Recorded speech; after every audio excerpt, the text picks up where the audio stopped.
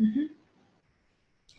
Hello everyone, my name is Neha Shah, working as a lead QA engineer at StarsPlay and also supporting the QA Tech Talk community as a co-organizer. We all know that the COVID-19 pandemic has triggered one of the worst job crises since the Great Depression. And we at Tech Talk community believe that it's a need of the hour to stop the job crisis turning into a social crisis. I think a, reconstructing a better and more resilient labor market is an essential investment that one can make for the future and the future generations. With this thought in mind, we decided to come up with the interview preparation series where one can share their experiences, thereby helping the community members to back their dream jobs in quality assurance. So I'd like to welcome our first guest, Ruchika Mittal, who is working as a lead test consultant at ASG Group Australia. So hi Ruchika, thank you so much for Hi. supporting our Yeah. mission and help the job seekers to get their dream jobs. So thank you so much. Thanks for having me here. I hope anything I'll tell in this session will be useful for people. Sure, definitely. It's going to help. So I think let's get started. We Yeah. would like to start with the typical interview question, So can you just tell us something about yourself and your company? Sure. I've just recently joined ASG Group in Australia as a lead test consultant, as you just mentioned. My role is to basically go to solve clients' problems around QA testing and all, with my skill set, with my expertise and all. Currently, I'm seconded to one of the clients as an automation engineer. So, like it's as a test lead consultant, I have to be open and work in various roles as in whatever the clients need. So helping one of our clients with their automation strategy and their automation needs. So yeah, prior to this, I was working within Telematics as a lead test analyst, where I was looking after the end-to-end testing strategy of uh, of a of a B2B product that they were developing. So yeah. Wow, that sounds interesting. So how did the interview scheduling happen? I mean, how were you shortlisted? Sure. So I found this role through LinkedIn. When I thought that I need a change from in telematics. I've worked there for like 7 years now. It's a good time to move.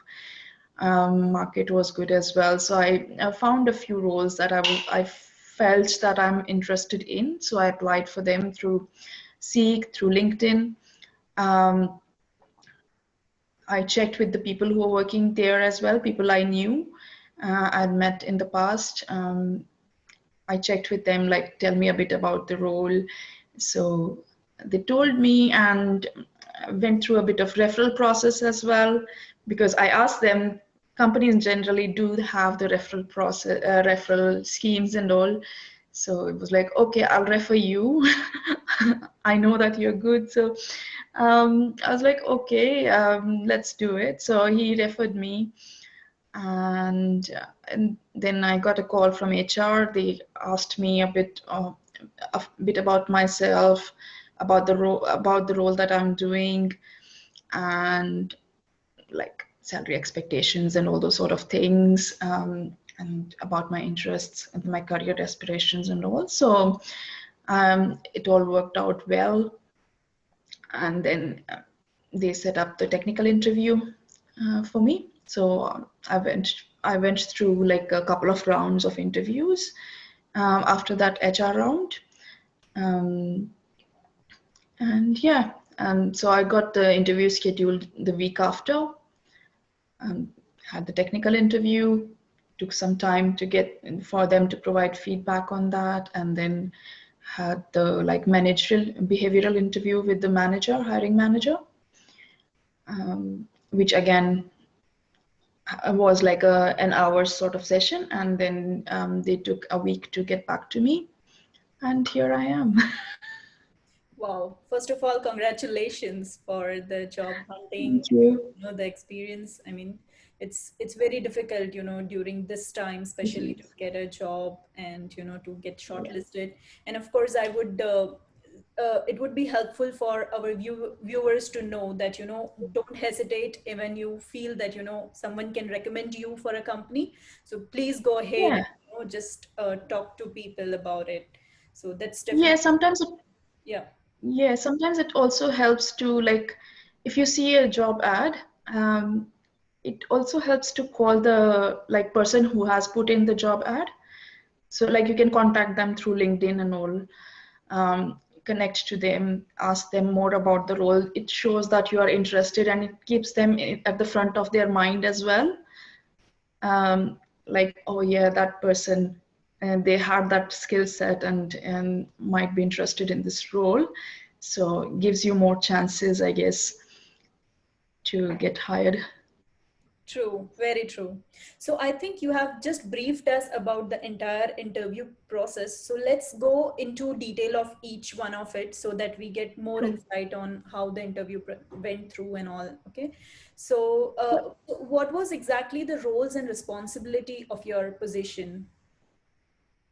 So as a test lead consultant, the roles and responsibilities were to help the customers with their like setting up of testing teams, um, working on the test plans, test strategies for the customers, uplift the QA capability within ASG as well as like training, mentoring the testers. Um, because they asked for a bit of automation skill set, the CI/CD pipelines, like DevOps sort of skill sets as well. Like you should know about all those sort of things. Automation, test automation skills and programming skills were not a must, but it was good to have those sort of skill sets. I had done a bit of automation in the past, so it became like a plus for me. So yeah, so those were the basically the job description. Wow, that's interesting. I think automation is like the need of the hour these days, for especially when Yes, you are into QA or if you are aspiring for getting into the QA career. definitely. Great, that's interesting. So what were the questions on like the test techniques or strategies? Did they encounter, like, were you encountered by such questions like about the testing techniques or the strategies maybe you would have followed in the past? Yeah, they did ask about the strategies that I've used in my recent projects and all. And a good thing for me was because I had worked on an IoT-based product, um, which um, which covered a lot of like technology stacks, basically, like web, mobile, APIs, microservices, all those sort of things were covered. Plus, there was hardware component and as well. It became the whole like package, which was very attractive to the interviewers. So yeah, you just have to be basically open about the strategies that you have used, even if it's not like the out of the box strategies that are used in general. It's anything interesting you have done as part of your testing process and all. It's all good. So yeah, I talked about the like strategies that I had implemented um, to test the various platforms that we had. Um, the various environments and all those sort of things. They do ask about like various like situational sort of things as well in terms of for example, for IoT, they did ask like, how would you explain IoT to me? Like, I'm a web tester. How would you explain IoT testing to me? Then I was like, yeah, IoT is not much different from a website. It has got, it's a device.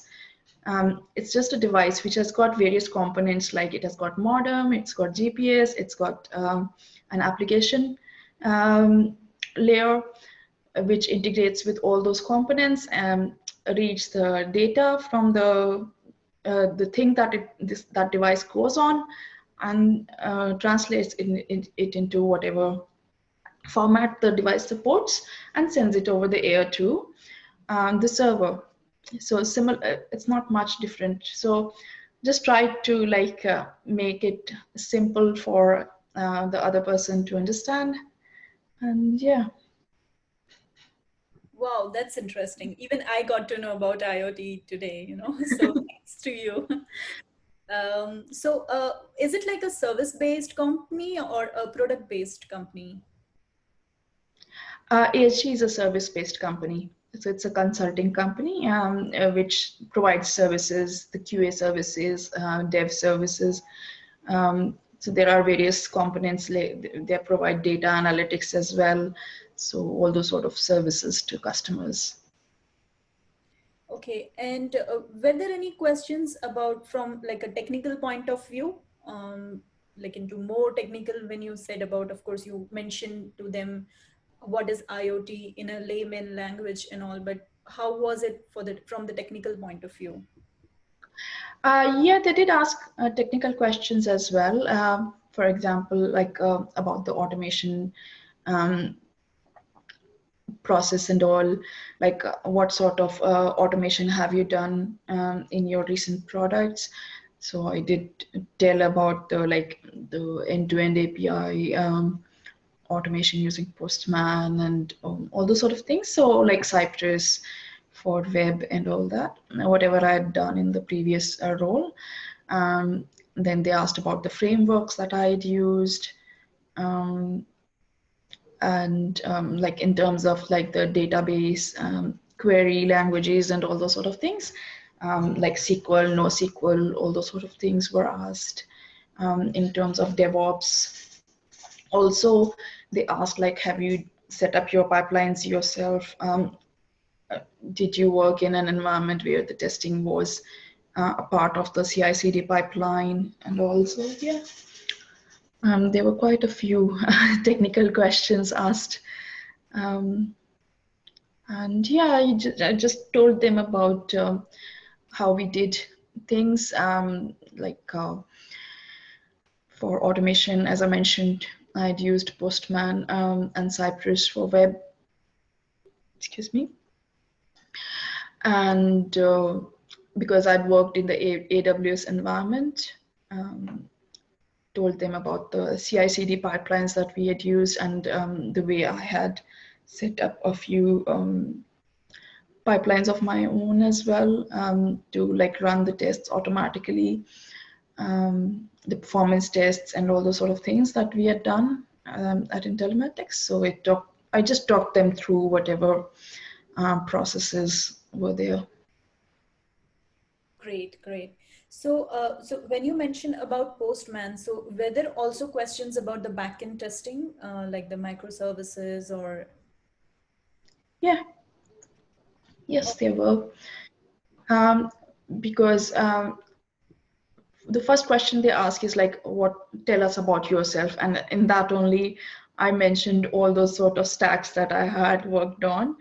And based on that, they keep asking various things like, how did you test microservices? How did you test APIs? How did you test web?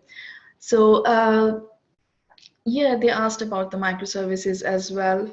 And I did mention like, for some of them, which were like, so we had in our stack, we had like a couple of interfaces. One was the outbound interface that was customer facing, like the API calls that the customers could make and all. And there was an inbound service as well, which was like the data coming from the devices being saved somewhere in the like DynamoDBs, S3s and wherever. So yeah, and the way of testing both the sides was different. So for API, you'll just make an API call and check that you are getting the actual response. For the ingestion, the inbound one, you'll simulate the events from the device and check that it's been logged properly in the various microservices. It's being saved properly in the DynamoDB tables and all those sort of things. Plus, we had like the end-to-end automation suite as well, which was very useful with the microservice testing. Wow, that's interesting. And I think the crux, what I can take from is that you need to be very honest on whatever the work you have done with your past experience. Definitely. You know, it goes like really flawless, and you can. Yeah, look, Yeah. yeah, they've gone through your resume when you have applied for the role, right? And they have called you for the interview because they are interested to know more than what you have written in the resume. So you should not be afraid of anything. Like, you know your stuff, right? They are there to like listen to you, to know your story from your mouth. So just be open, tell them about what you have gone through to get where you are at. Wow, interesting. So, did you have to also go through some coding tests? Not really, no. I have not, like, have not seen a coding test for like QAs so far. Okay, okay.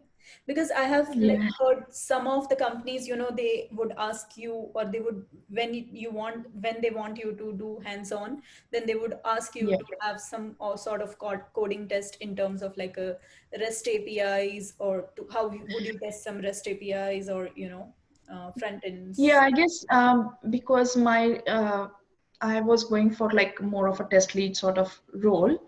I think maybe because of that, there was no coding. If it was like a pure automation engineer role, then I would have to go for a coding test maybe. Great. And like Yep. Yeah, different sorry. organizations go differently. So yeah. Okay, so just in case, even if someone who is actually trying to look for a job for an automation engineer, would you give Mhm. some advice on how can they write for the coding tests if they have to, you know, go through it? So to go for the like automation engineer role, if you have to write code, um, I mean, I'm hoping that you will be able to the I'm hoping that the test will be up to your skill set. Like if you've written, like you've done the REST API or REST assured sort of framework, and you get a question from the REST assured, you should be able to do it, right? Um, to me, it does not make sense to I don't know, like companies do it, but it does not make sense to have a like coding sort of challenge. You can always gauge the person whether they know their stuff or not through interviews. And there are so many programming languages these days that it's difficult to keep up with them. As long as you can think logically, you've got that mindset of being able to write, being able to automate whatever it needs to be automated. Language is just like syntax, right? And you can learn it in a week's time. That's my view. Yeah, I think that's an interesting view because, you know, sometimes as an automation engineer, or if you're trying to automate things, you know, somewhere you lose your QA part and you just get into getting better into the coding stuff. And once you get there, then, you know, you start forgetting about your main role as a QA. So I think Exactly, everyone should exactly. always keep this in mind that, you know, if you are coding it, it's That's just true. for automating your test scripts or something, and not as a Yeah, developer. yes, exactly. Like you should know like what tests need to be automated, which tests give you the most ROI, return on investment. and which are the most important to do it. What is the best way to automate the tests? I mean, coding, it is important, but it comes at the last step, I guess, in the automation. True, very true. Could you please share some other interview questions which we might have missed and which you would like to share it with the community? Yeah, definitely. In terms of technical or behavioral, you mean? I mean, yeah, both, whatever you prefer. Okay. Yeah. So QA is a very like a role which works with almost all the parts of the business, right? Like developers, product. Everyone is, but QA more so because they have to think from the customer's point of view and all that as well. So behavioral questions are asked as well in terms of like conflicting situations, like what did you do when you had a conflict? Did you ever have a conflict with anyone? How did you solve it and all those sort of things? Then there are those for QAs generally, definitely pressure situations are like a go-to questions for QAs. So like, what did you do when the devs delivered a bit late in the life cycle and you had a hard deadline? How did you do the testing and all those sort of things? Yeah, really normal questions or It's very normal for QAs, right? Yeah. And um, like, what sort of processes have you followed in the past? How did you ensure that, what would you do if you had, so one of the interesting questions I got asked was, uh, what would you do? How would you plan your QA if you had all the power in the world? wow. Like there were no agile, nothing. What would you do? I was like, I'll bring QA to the front. Like QAs should be involved from the start, from the inception itself. Um, and like I'll have processes, so QAs are involved at every step of quality is considered as the at the every step of the life cycle, not just as part of testing during the like when we are starting a feature, we think about the quality aspects. When we are the devs are developing, then they think about what all testing needs to be done, how to what all issues could be there with this story and all that sort of things. So yeah, that was very interesting question. Yeah, exactly. And I think that is where, the QA should play the role in each and every step of the product development, right from like defining the requirements till you Yes, deploy things and do the post validation testing. So of course, and of exactly. course the production issues which comes up just in case if there are Yeah, some misses. So that's a good yeah, and yeah, and like when there is a production issue, it's a whole team thing basically. You should not take like production issues as like, oh, you missed something in testing. It's more like, okay, we missed something in testing. We need to, it means that one of the test scenarios was missing. We'll update it and next time it will be better. Yeah, exactly. Yeah. Wow, that's interesting. So what are the main areas we need to consider before like preparing for any interviews in QA domain? Areas basically just stick to your resume. Whatever you have written in your resume should be like organic. It should match your personality, like what you from the technical and both from the technical and personal point of view, as in um, your soft skills and software skills. Um, Make sure that you are talking to your resume, talking to what you have actually done in the past. Try not to be superficial with anything. Just be natural. And Yeah, and that's my like thing, like simple Yeah, and exactly. sweet. Yeah, yeah, of course.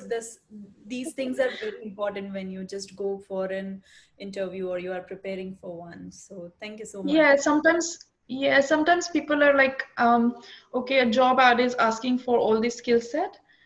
I have in my resume, if I have heard about that thing, I have not done that thing, or I have some basic knowledge, I'll say like in my resume that this thing in brackets basic knowledge. Yeah, So expectation is set right there. very true, very true. So yeah, that's a great tip that, whenever you are writing down your resume, just make sure to Yeah. be like very honest and be very transparent to it so that, the Yeah, interviewer will set their expectation right while they are interviewing you. exactly. Right.